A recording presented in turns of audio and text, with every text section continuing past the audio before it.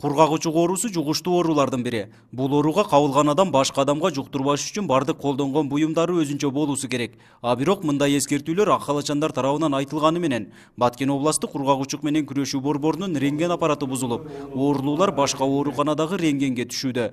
Бул учурда кургак учук оорусу таралып кетүү коркунучу бар. Бул деген сөзсүз коркунуч жатат. Себеби оорулуу адам эмеске жугузуп коюшу мүмкүн.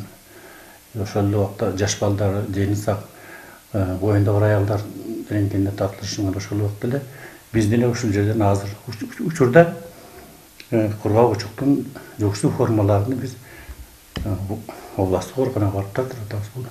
Эч ким гарантия бербейт катнашпал башын. Бул мекемеге кургак учукту аныктоочу аппарат эң негизги курал болгондуктан, анын иштебей калуусу абалды оорлотуп отурат. 4 жылдан бери дарыгерлердин тиешелүү жактарга кайрылуусунан майнап чыкпай келет. Калктын саламаттыгына кам көрө турган министрликтен да эч ким үн ката элек. Биздин борбордо рентген аппарат 2013 жылдан бери иштебей келет. Себеби бузулганга байланыштуу иштебей калгандыктан кайрылбаган көп жерлерге кайрылдык. Саламаттык сактоо министрлиги ошондой эле бейөкмөт уюмдарга, областтык, райондук жана башка мамлекеттик администрацияларга кайрылдык.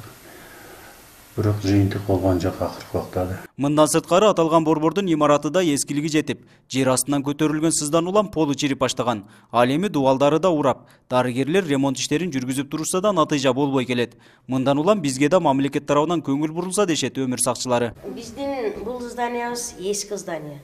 Биз жыл сайын өзүбүз оңой түзөө иштерин жүргүзөбүз. Биз мана көрдүңөр дубалдар мана түшүп атат. Biz жамап коебуз, кайра эле тез эле түшүп калат.